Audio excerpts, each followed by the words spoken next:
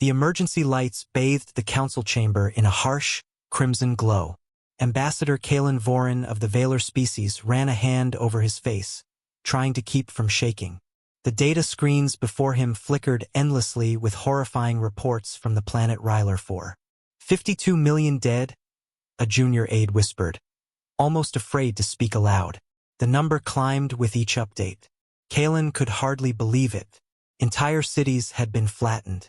Forests and farmlands, home to countless species, were now ash. He swallowed hard and looked around the circular council chamber. Representatives of dozens of worlds sat in tense silence, all pretending to listen while hiding their own fears. Counselor Myra Tell of the Malthusians slammed her clawed hand against the table. The Terravon Empire is burning entire worlds. We cannot sit here and do nothing. The words echoed through the chamber, but no one moved. Arguments had been going on for 3 weeks, and each species had a reason to avoid action. The Vorlon delegate spoke next, his long serpentine body coiling around his chair. Our fleet is stationed too far away. By the time we arrive, Ryler 4 will already be gone. Distance is no excuse. Myra snapped, her voice rising. People are dying as we sit here, making excuses. The Malthusian representative leaned back in his chair, eyes cold. This is a regional dispute. We will not get involved. Our laws forbid intervention in planetary conflicts. Kalen's stomach twisted. They were all watching the same reports. They all saw the same destruction.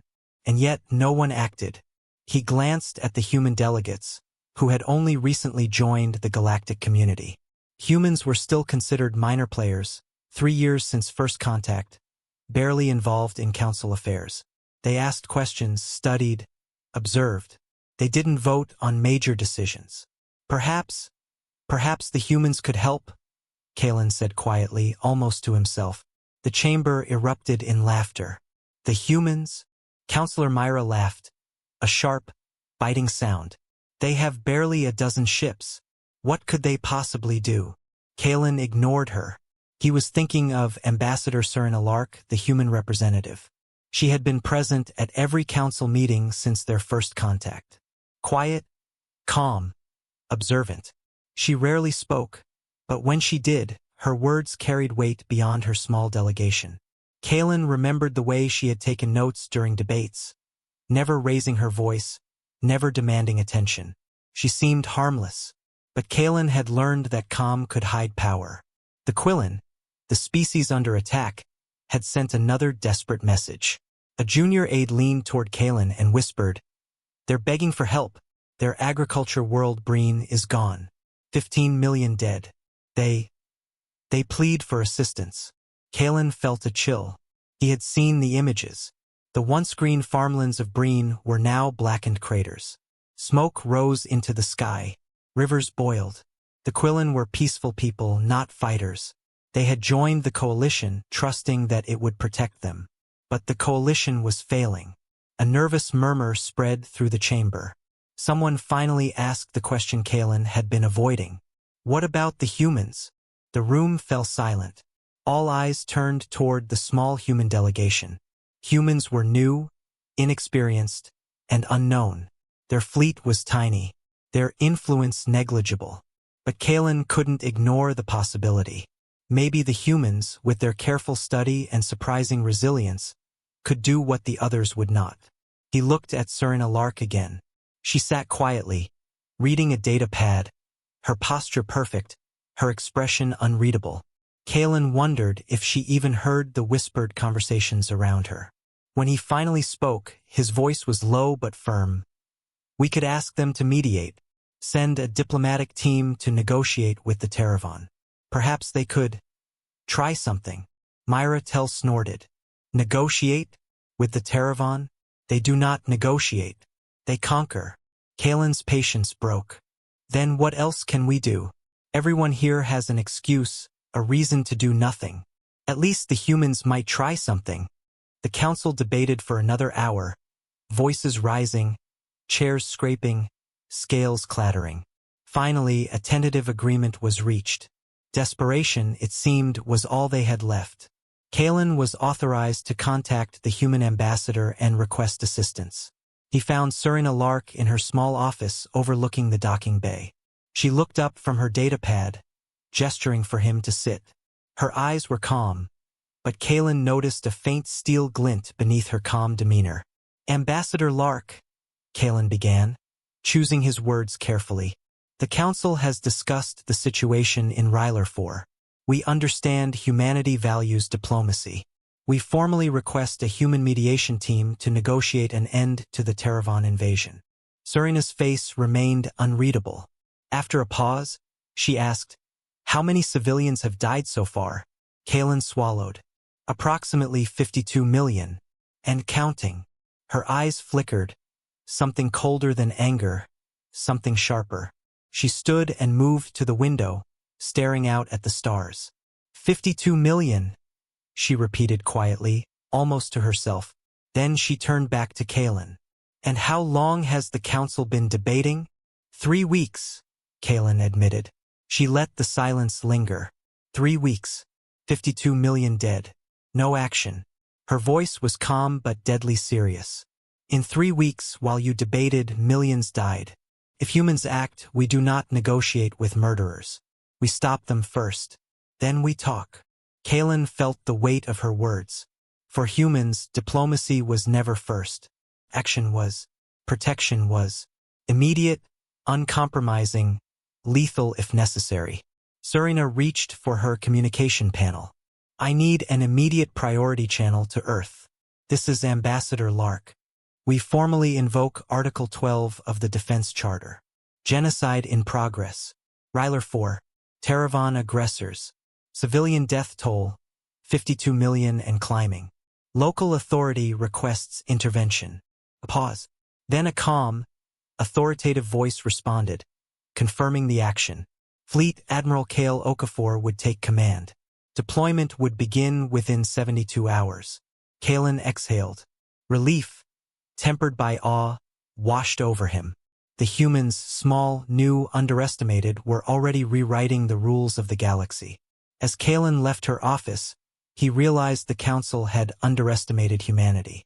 They had assumed diplomacy first, meekness, restraint. But humans were not like the other species. They were new, but they were unstoppable when confronted with injustice. Outside, the red emergency lights of the Council chamber flickered and hummed, casting shadows over anxious faces. Kalen knew one thing with certainty. The humans were coming. And whatever the Terravans thought they understood about diplomacy, they would soon discover the full measure of humanity. The small human office aboard the Galactic Council station was quiet, almost serene compared to the chaos outside. Ambassador Serena Lark stood by the window, staring at the glittering stars stretching into infinity. Her reflection stared back at her, calm, composed, but beneath it lay a steely determination that few could match. A soft chime announced a secure communication request from Earth. Serena pressed the panel and spoke into the channel. "This is Ambassador Lark. I need an immediate priority channel to the United Earth Command." The voice of the Earth officer responded, clipped and professional. "Ambassador Lark, secure channel established. State your authorization code." "Delta 77 Alpha," she said firmly. "I am formally invoking Article 12 of the Defense Charter. Ryler 4 is under attack.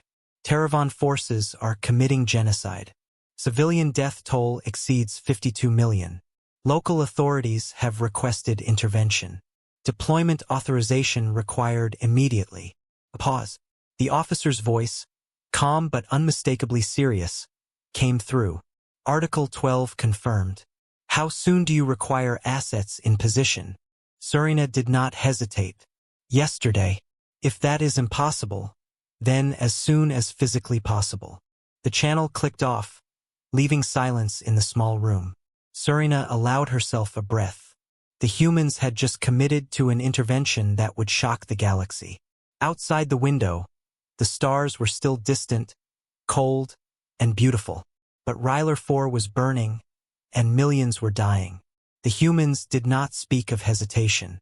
They acted. Kalen Vorin, the Vaylor ambassador, had left her office moments ago, eyes wide with awe and fear. He could hardly believe the calm efficiency with which humans commanded attention. Meanwhile, on the surface of Ryler 4, the situation was desperate. Underground shelters were filled with survivors who had no idea what was coming. Tillin Vares, a Quillan farmer, hugged her daughter Nissa close. Dust fell from the cracked ceiling, mingling with the smoke from distant fires. "Mother, I'm scared," Nissa whispered, her small body trembling. "I know, baby. I know," Tillin replied, her voice tight. She had no words of comfort left. 3 days of constant bombardment had stripped away any hope she once had. The beautiful farmlands she had tended for her family were gone. The Terravans had not even touched the land for its resources. They wanted control, power, domination. The people were just obstacles to remove. Shelters were overcrowded. Water ran low. Food was limited. Survivors argued among themselves. Should they try to escape, hide longer, or surrender to the Terravans? Each option seemed more terrifying than the last. Then, every device in the shelter flickered to life at once. Tillin jumped. Nissa clutched her arm tightly. A symbol appeared on all screens. A planet cradled in 2 protective hands. Beneath it, words in 17 languages, including Rylarian. United Earth Peacekeeping Force. Help is here. Follow protocols and await further instructions. "What does it mean?" a survivor asked. Tillin shook her head. "Humans," an old farmer whispered, voice trembling. "The new species, the humans." The small human fleet was new to the Galactic Council. Only a few ships, only a handful of soldiers. Could they really make a difference? Yet the symbol itself carried a strange promise. A promise that someone, somewhere, cared. Far above the planet, in the cold vacuum of space, the UESS Resolution and its accompanying dreadnoughts moved into formation. Admiral Kale Okafor stood on the bridge, studying the battlefield through the ship's display screens. Smoke and fire rose from Ryler Ivy's surface. The Terravans had struck fast, killing millions efficiently. But now the humans had arrived. Captain Jonas Wells, manning the tactical station, reported calmly, "Multiple Terravan ships in low orbit, Admiral. 37 vessels. A mix of cruisers and destroyers.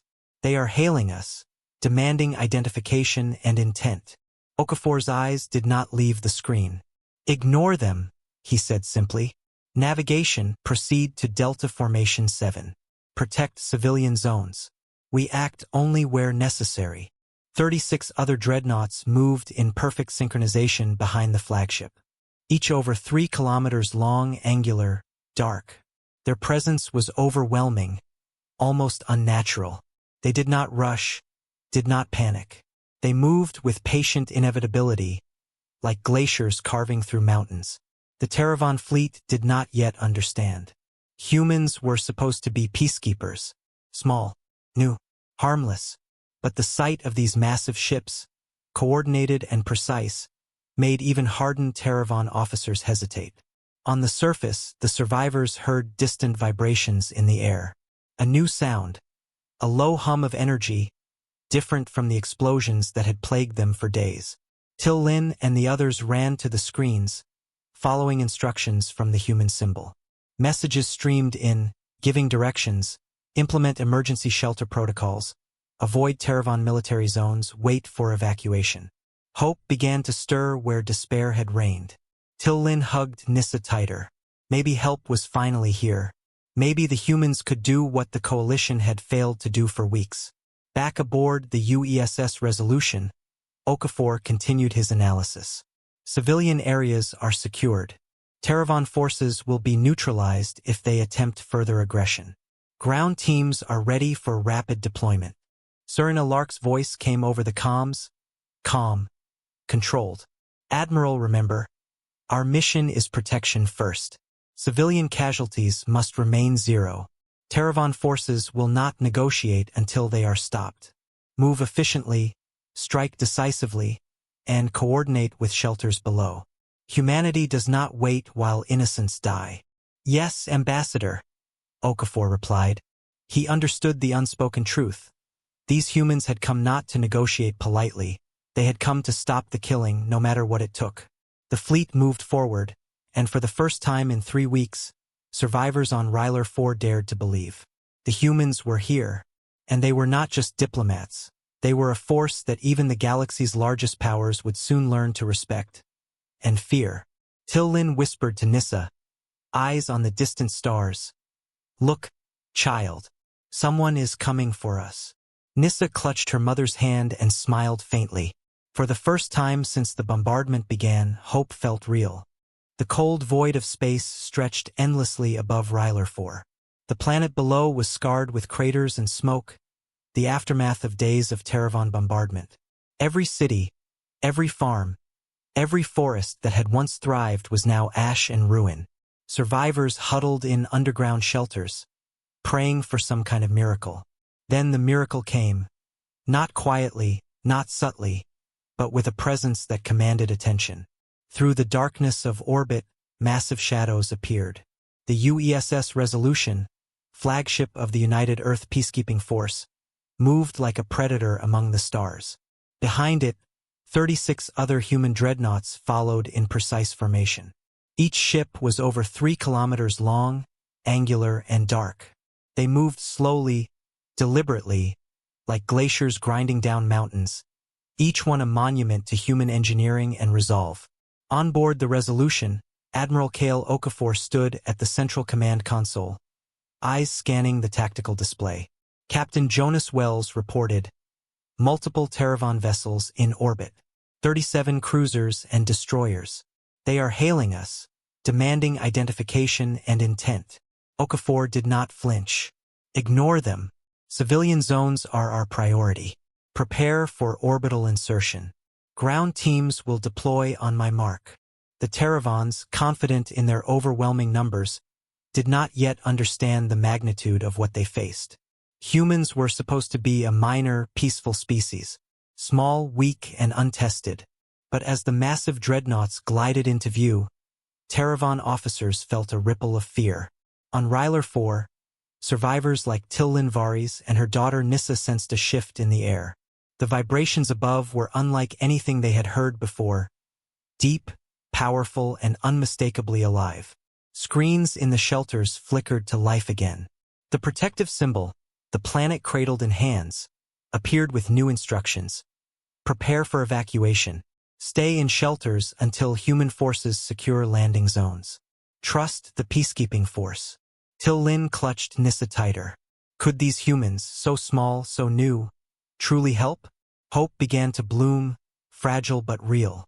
Above the planet, the humans moved with precision that no Terravan could anticipate. The fleet did not rush. It did not panic. Each dreadnought adjusted its position, forming a protective shield around civilian zones. Energy readings and targeting systems were synchronized, allowing for rapid but controlled response. "Admiral," Wells said, "they are sending another hail. Their tone is aggressive. They want to test our response." Okafor's lips curved slightly. "Let them call.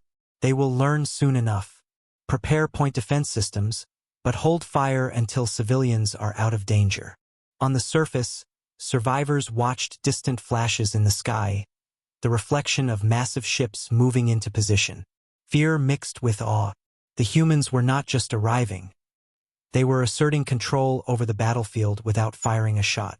Then came the first real test. A Terravan cruiser attempted to move toward one of the evacuation zones. The humans reacted instantly. A precise warning pulse disabled the ship's navigation systems, halting it mid-orbit. Another dreadnought deployed a small squadron of orbital drones, scanning for enemy positions while maintaining safety over civilian areas. "Ground teams ready," Okafor said calmly. "Deploy on my mark." Inside the shelters, Tillin Varis and other survivors felt the vibrations increase. Dust and small debris rained from the ceiling. Yet the instructions were clear. Remain calm, follow protocols, and trust the humans. The presence of the fleet gave them courage they hadn't felt in days. Outside, Terravan forces panicked as the humans executed maneuvers they had not expected. They had assumed negotiation or polite diplomacy. They had assumed weakness. Instead, they faced perfection in precision, overwhelming coordination, and ruthless efficiency. On board the Resolution, Okafor issued orders. Deploy squads to secure city sectors. Protect civilians at all costs. Engage Terravan forces only if they threaten non-combatants. Human rapid deployment teams, the so-called Deathworlders, dropped into the planet's atmosphere in armored shuttles.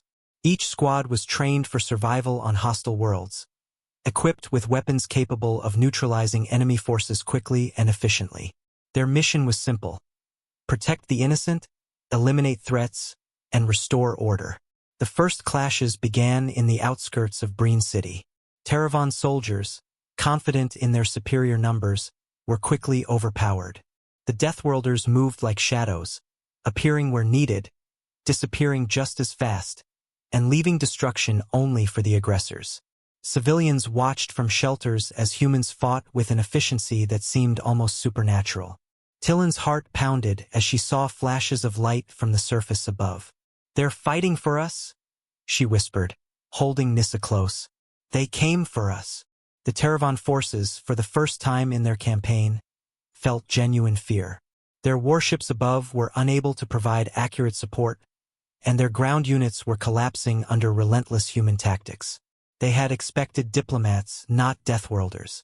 They had expected negotiation, not intervention. Admiral Okafor issued a new command: secure landing zones for civilian evacuation. No Terravan shall escape without engagement if they threaten the innocent. Maintain orbital defense patterns. Begin Phase 2. From orbit, the dreadnoughts unleashed non-lethal deterrent pulses against Terravan vessels attempting escape. In the cities below, Deathworlder squads advanced street by street, pushing Terravans back and clearing paths for civilians. The survivors began to emerge, guided by instructions broadcast from human forces. By nightfall, the first civilian evacuation zones were secured. Survivors like Tillin Varis stepped into the light of dawn for the first time in days, led by humans who moved calmly among explosions and fire. The sight was unlike anything the galaxy had seen. Humans protecting the weak, striking down the aggressors, and never losing control. Tillin clutched Nissa's hand, tears streaming down her face. They came. They really came. Above the planet, Admiral Okafor observed the coordinated chaos. Terravan forces were retreating, their confidence shattered. The humans had arrived not as diplomats, not as observers, but as a force that would decide the fate of worlds. Serena Lark's voice echoed across the comm system. "Admiral, ensure civilians remain safe. Terravans must understand. They cannot commit atrocities with impunity. Humanity does not negotiate while innocents die." Okafor nodded, voice calm and unwavering. "Understood. Let's finish the first phase. Keep civilians safe, neutralize Terravan resistance, and prepare for Phase 3. The Deathworlders had arrived.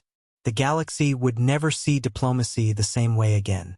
And for the survivors on Ryler 4, hope was no longer a distant dream. It was a living, breathing reality. The sky above Ryler 4 was no longer quiet. The rumble of engines, the crackle of distant explosions, and the hum of human dreadnoughts filled the air.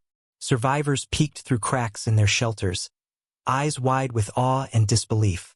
Humanity was no longer a whisper in the council. They had arrived as a living storm. On board the UESS Resolution, Admiral Kale Okafor watched the battlefield unfold through tactical displays. Every dreadnought in the fleet moved with perfect precision, forming a shield over civilian zones while maintaining lethal pressure on Terravan forces. "Admiral," reported Captain Jonas Wells, voice calm but tense, "Terravan ships are attempting to break orbit and target evacuation zones. They have launched several fighter squadrons." Okafor's expression remained unreadable. "Deploy point defense drones and interceptors. Focus on neutralizing their weapons systems first. Civilian zones must remain untouched." The dreadnoughts responded instantly. From orbit, human fighter squadrons streaked like silver arrows, intercepting Terravan missiles mid-flight. Orbital cannons emitted bright pulses, dismantling enemy warships piece by piece. The Terravans had expected diplomacy. They had expected small, passive humans. What they did not expect was precision without hesitation, power without mercy. On the surface, the first wave of human ground squads moved through the ruins of Breen City. Every squad was equipped for rapid deployment, armed with non-lethal containment tools for civilians and high-precision weapons for Terravan combatants. Deathworlder squads cleared the streets with surgical efficiency. Terravan soldiers fired wildly from crumbling buildings, but the humans were always one step ahead. Every ambush was countered, every attack anticipated. The streets echoed with the sound of Terravan retreating and human squads advancing without hesitation. Tillin Varys, still clutching her daughter Nissa, watched from a safe distance as humans cleared the city. Her heart pounded. These were no diplomats. They were protectors, warriors, and guardians all in one. For the first time in days, she dared to hope. Above the city, orbital drones scanned for hidden enemy positions. The dreadnoughts acted as both shield and hammer, protecting civilians below while striking Terravan fleets above. Human pilots coordinated in real time, moving like pieces on a chessboard, each strike calculated to maximum effect. "Admiral," Wells called again. "The Terravan cruiser Sirith is attempting to ram civilian evacuation transports. Authorization to engage." Okafor's hand hovered over the controls. "Engage. Disable their propulsion and weapons. Keep civilians untouched. Minimal destruction beyond enemy assets." A pulse of energy surged from the dreadnought, striking the cruiser. The Terravan vessel shuddered, alarms blaring as its engines cut out. Fighters swerved to avoid debris. The message was clear. Humans did not negotiate with murderers, they stopped them. Back on the ground, survivors were guided through safe corridors established by human teams. Elder Gren, an old Quillen farmer, led a group of frightened civilians toward one of the evacuation points. "Follow their signs. Listen to their instructions," he shouted. The humans moved silently, almost ghost-like. One squad cleared a collapsed street, another provided medical aid, and a third established perimeter defenses. Every action was precise, every move coordinated. Tillin looked at Nissa and whispered, "They are not just saving us. They are showing the Terravans what it means to attack innocents." For the first time, the Terravan troops felt fear that could not be shaken. Their weapons, their numbers, their confidence, they all faltered before the methodical human force. Even orbital bombardments failed as dreadnought shields absorbed attacks while drones neutralized enemy weapons systems. In orbit, the Terravan flagship attempted to rally its scattered vessels.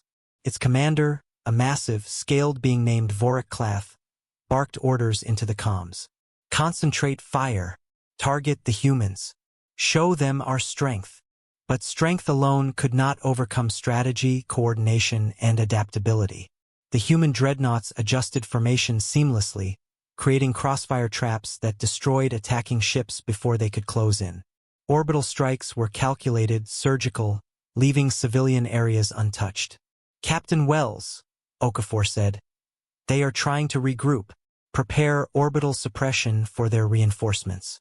Ground teams maintain civilian perimeter." "Yes, Admiral," Wells replied, fingers flying over the controls. The humans were not just winning, they were demonstrating dominance without chaos. Every civilian saved, every Terravan neutralized, was a clear message. The galaxy's newcomers had arrived, and they would protect innocents at all costs.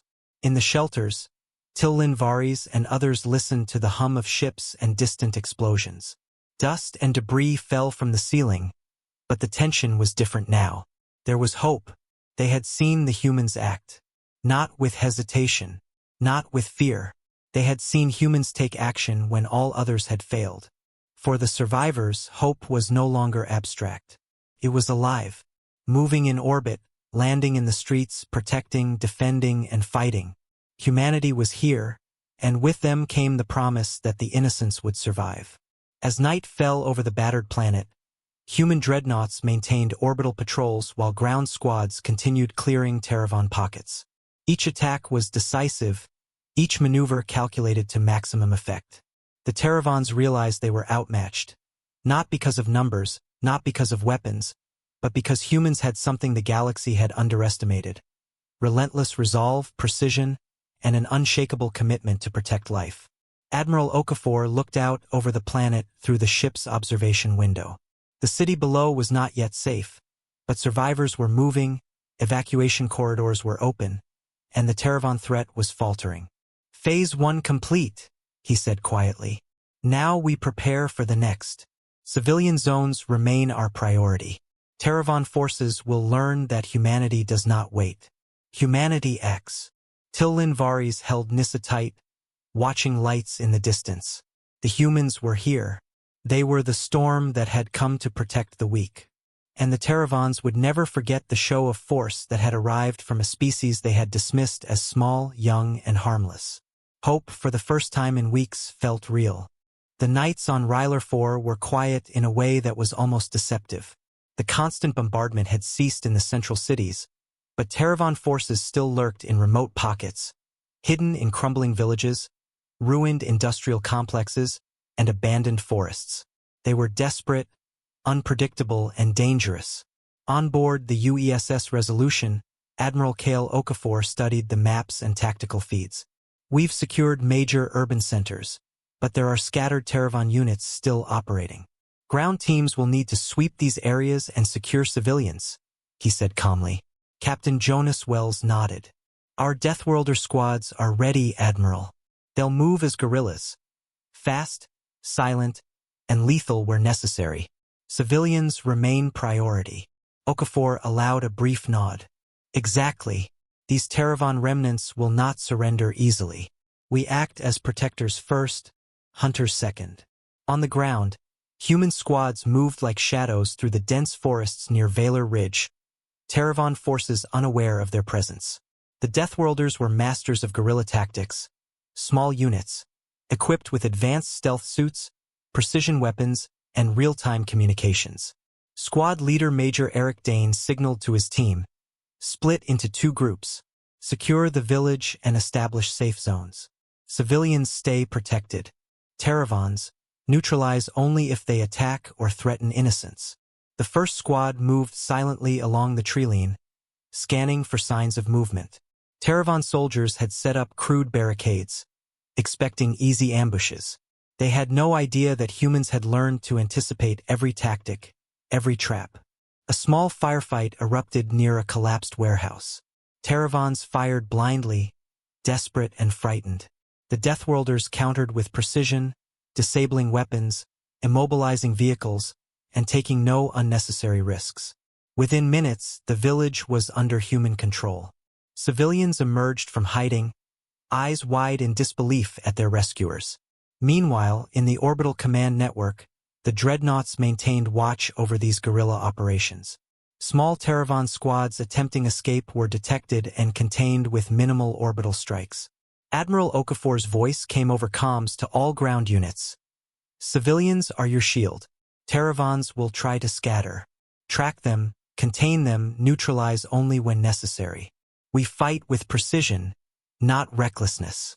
In a nearby forest clearing, Major Dane's second squad encountered a Terravan patrol. The aliens fired first, but the Deathworlders moved with terrifying coordination. Drones hovered silently, mapping every enemy position. Tactical pulses disrupted their weapons, and human squads closed in silently, neutralizing the patrol before anyone could call for reinforcements. One Terravan soldier, trembling and cornered, stared at the humans. Who are you?" he whispered. Major Dane stepped forward, calm and unwavering. "We are the Guardians. Leave the innocents alive, or you will face consequences." The Terravan soldier nodded, too afraid to resist.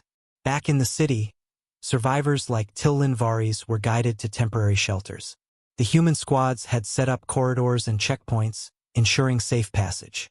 Dust from the ruins still clung to the air, but there was order, something the survivors had not felt in weeks. Children ran ahead, guided by human drones projecting safe paths through rubble. Elder Gren shook his head in wonder. "They move like ghosts, yet their presence is felt everywhere. This is more than military. This is hope." In orbit, the remaining Terravan fleet grew desperate. Commander Vorik Klath realized that the humans had outmaneuvered them at every level, space, city, and forest. Attempts to regroup were met with calculated orbital strikes that disabled propulsion and weapons without harming civilians. Captain Wells reported, "Taravan forces are retreating to secondary positions. Ground units continue sweeping. Resistance is weakening rapidly." Admiral Okafor's expression remained calm. "Good. Keep pressure. Protect civilians. Show them that humans act where others fail." As night fell, the human squads continued their guerrilla campaign. Taravan outposts were systematically cleared, supply lines disrupted, and small groups of enemy soldiers neutralized before they could regroup. Each successful operation allowed more civilians to escape toward safety zones. Tillin Varis and her daughter Nissa watched the humans work, awe in their eyes. "They are everywhere," Tillin whispered. "Everywhere the Taravans hide. They find them." Nissa nodded, holding her mother's hand tightly. "They are like shadows, but good ones." In one final sweep, Major Dane's squad cleared a Taravan supply depot in the hills. Explosions were controlled, destroying enemy weapons while leaving civilian areas untouched. The Taravans who survived surrendered, realizing there was no escape. By morning, human squads had secured all remaining resistance pockets in the region. Survivors emerged cautiously from their hiding places. Streets were cleared, safe zones established, and human medics tended to the injured. On board the UESS Resolution, Admiral Okafor reviewed the reports. Operation Guerrilla complete. Taravan remnants neutralized. Civilians protected. Prepare for coordination with local authorities for rebuilding and long-term security. Captain Wells allowed a small smile. They never expected this. A small species. They thought diplomacy was our only weapon. They were wrong. The humans had proven once again that their strength was not in numbers or politics, but in resolve, strategy, and unwavering moral clarity. As the first light of dawn touched the forests and cities, survivors began emerging, some weeping, some smiling. For the first time in weeks, Ryler 4 felt safe. Tillin held Nissa tightly, watching as human squads distributed food and water. "They fought for us, every single one of us," Tillin whispered. Elder Gren looked at the horizon, eyes misty. "They've changed everything. The Taravans underestimated us, underestimated humanity. They'll never make that mistake again." Above, the human dreadnoughts maintained orbital patrols, their silent presence a promise. No innocence would be abandoned again. The Deathworlders had arrived, and the galaxy was beginning to learn that humans were a force unlike any other. Swift, precise, and relentless, they were not just warriors. They were guardians of the weak, defenders of life, and a species to be reckoned with. Ryler 4 was still scarred, but for the first time, its survivors felt hope. Humanity had arrived, and they would never forget it. The skies above Ryler 4 were clearing. Smoke still rose from the burnt forests and ruined cities, but the sound of relentless bombardment had stopped. For the first time in days, survivors dared to look up. Humans, the newcomers to the galactic stage, had turned the tide. On board the UESS Resolution, Admiral Kale Okafor studied the displays. Taravan forces were scattered. Ships were retreating, some crippled, others destroyed. Ground squads had secured major urban centers. Every move was precise, leaving no room for Taravan retaliation. Captain Jonas Wells reported, "Enemy resistance is collapsing. Their command and control is fractured. They're retreating to secondary positions." Okafor nodded. "Maintain orbital patrols. Ground teams continue sweep operations. Civilian zones must remain protected. They underestimated us. Let's make sure they never do again." On the surface, Deathworlder squads moved methodically through the ruined cities. Taravan soldiers tried to regroup, hiding in crumbling buildings or tunnels, but the humans anticipated every move.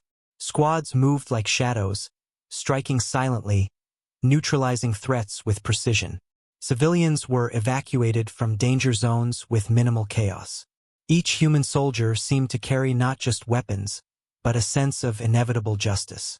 Tillin Varis and her daughter Nissa followed the evacuation corridor, eyes wide as they watched humans coordinate everything flawlessly. They are saving everyone, Tillin whispered. Not just some, everyone. Nearby, an older survivor, Gren, shook his head in disbelief. These humans, they're not just fighting. They're teaching the Terravans a lesson. The lesson was clear. Attack innocents and pay the price. High above, orbital dreadnoughts monitored the remaining Terravan fleet. Some ships attempted desperate maneuvers, launching missiles toward ground forces. The humans responded instantly. Shields deployed over civilian zones, interceptors swarmed, and non-lethal disabling pulses immobilized several vessels. From orbit, human forces looked almost godlike in their coordination. Terravan admirals barked orders, frustrated and terrified. Their fleet, once a symbol of power and intimidation, was now a disorganized scatter of crippled ships and retreating forces. Admiral Kale Okafor addressed his fleet calmly. Do not destroy beyond what is necessary. Disable, contain, protect. Civilian casualties remain zero. Terravan forces will collapse on their own. Maintain precision. On the ground, the human squads began securing key infrastructure. Hospitals, water treatment facilities, and food storage centers were cleared of Terravan sabotage. Civilians were escorted back to safer zones, guided with calm authority. Tillin and Nissa arrived at a large open field where other survivors were gathering. Humans set up temporary shelters, distributed food and water, and provided medical assistance. Tillin could not believe her eyes. The humans had arrived as saviors, yet they fought and organized with an efficiency that seemed impossible for a species so young in the galactic community. They actually care, she whispered to Nissa. They do, Nissa replied, eyes shining. They saved us. Meanwhile, Terravan forces made a desperate final stand at a fortified industrial center on the outskirts of the main city. Human ground squads surrounded the area with coordinated precision, while orbital dreadnoughts provided overhead suppression. Admiral Okafor's voice came over the comms. Prepare Phase 3. Neutralize resistance, secure civilians, and prepare for complete Terravan retreat. Execute carefully, no civilian casualties. The Deathworlders advanced in perfect synchronization. Terravan soldiers, exhausted and disoriented, fell one by one. Panic spread like wildfire. Their weapons were accurate, but the humans anticipated every tactic, countering with minimal risk to themselves and total protection for innocents. By nightfall, the industrial center was secured. Terravan forces had no choice but to retreat entirely, fleeing toward orbiting escape pods and crippled ships. Their campaign of terror was over. In orbit, the last Terravan flagship attempted to escape, but orbital dreadnoughts were ready. Intercepting fire disabled propulsion systems, leaving the vessel drifting helplessly. Some crew surrendered, others were captured. Terravan commanders who had thought they were untouchable were forced to face human justice. Captain Wells commented quietly, "They underestimated us at every step." Admiral Okafor nodded. "They always do. That's why humanity survives." Below, Ryler IV's survivors stepped into the streets cautiously, still wary but filled with awe. Smoke still rose, but there was calm, there was order, and most importantly, there was hope. Tillin Varis held Nissa close as she looked around at the recovered city. "They came for us," she whispered. "They fought for us, for everyone." Across the city, human squads continued securing smaller pockets of resistance. Their presence was not just military, it was symbolic. They had come as a new species, small and underestimated. Yet they had changed the course of a war that seemed hopeless. Back on the UESS Resolution, Admiral Okafor reviewed the final reports. Casualties among civilians were minimal. Terravan resistance was effectively neutralized. The survivors were safe, and Ryler 4 could begin rebuilding. Serena Lark's voice came through the comms. "Admiral, the mission is complete. All objectives achieved. Terravans have learned their place, and civilians are safe. Excellent work." Okafor allowed himself a rare, small smile. "Yes, Ambassador. Humanity has proven its worth." Above Ryler 4, the stars shone once more. The humans had come, acted decisively, and left a mark on the galaxy that no one would forget. The Terravans had underestimated them, and they had paid the price. For survivors like Tillin Varys, hope was no longer fragile. It was strong, unyielding, and alive, brought to life by a species the galaxy had dismissed as small, young, and insignificant. Ryler 4 would rebuild. Civilians would recover. And the story of humanity's intervention, the Deathworlders' triumph, would be remembered for generations. The sun rose slowly over Ryler 4, casting golden light on a planet scarred by war but alive with hope. The fires had mostly burned out, smoke rising only in distant patches. The streets of Breen City were crowded, not with fleeing civilians or Terravan soldiers, but with survivors returning to salvage what remained of their homes. Above the city, the massive silhouettes of the human dreadnoughts patrolled silently in orbit.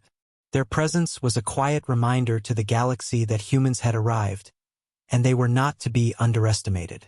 The fleets were no longer just machines of war, they were symbols of protection, power, and resolve. On the ground, survivors like Tillin Varys and her daughter Nissa emerged from shelters into the warmth of morning. Dust clung to their clothes, and the ruins of their city stretched in every direction. Yet the sight of humans helping rebuild shelters, distribute food, and treat the wounded filled them with awe. They actually care about everyone, Tillin whispered to Nissa. Not just a few, everyone. Nissa looked around at the organized chaos, humans moving with calm authority. I think they're like heroes, she said softly. In the distance, Elder Gren nodded.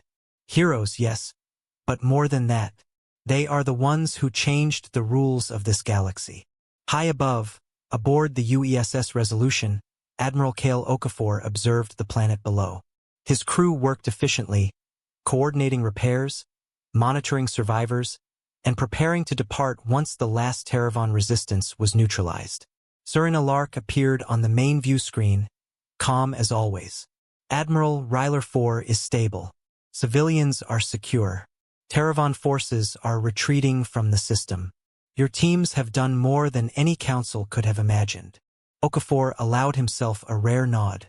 We acted as we must, Ambassador. Humanity does not negotiate with murderers. We protect first, deal with threats second.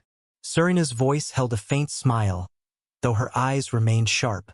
And in doing so, you've shown the galaxy that humanity is no longer a newcomer. We are a force to be reckoned with. In the streets, human squads helped survivors clear debris and rebuild infrastructure. Small drones distributed clean water and medical supplies. Children ran among the wreckage, laughing for the first time in weeks. Everywhere, humans moved with efficiency, calm authority, and a sense of purpose that inspired those around them. Tillin stood with Nissa, watching a squad lift rubble to make way for a temporary shelter. They've given us more than protection, she whispered. They've given us hope. Nearby, Elder Gren added. They've also given the Terravans a lesson they will never forget. No more innocents can be slaughtered while humanity is watching. Even Terravan survivors, captured and restrained, felt the weight of human presence. They had underestimated a species they thought weak, inexperienced, and naive. Now, they faced humans who moved with strategy, precision, and unyielding moral clarity. Commander Vorik Klath, Terravan officer, stared at the humans overseeing evacuation efforts. He realized, perhaps too late, that the humans had won not just battles but the moral high ground. The galaxy would remember this lesson for generations. In the council chambers, news of humanity's success traveled faster than any official report. Delegates from dozens of worlds marveled at the efficiency, coordination, and decisiveness of the humans. Even the Veilers, the Malthusians, and other species who had debated for weeks without action felt awe and fear. Humans were no longer the quiet observers of galactic politics. They were guardians, warriors, and arbiters of justice. Kalen Vorin, still shaken by the events, muttered to himself. They came when all of us hesitated. They acted perfectly. Back on Ryler 4, survivors gathered in a central square. They were exhausted, hungry, and battered, but they were alive. Tillin spoke to a small crowd. The humans, they risked everything for us. They fought not for glory, not for politics, but for life itself. We must remember them. We must rebuild, and we must honor what they've done. Nissa tugged at her mother's hand. Do you think they'll come back? Lin smiled faintly. Perhaps, but even if they don't, they've left something permanent here. Something stronger than fear. Something that will never die, hope. In orbit, the last of the human dreadnoughts began their slow withdrawal. Ships glided away from Ryler 4, engines humming softly. Their mission was complete, yet their presence lingered, not as conquerors, but as legends, protectors, and a warning to anyone who dared harm the innocent. Serena Lark watched the planet fade beneath them. Ryler 4 is safe for now, she said quietly. But the message has been sent.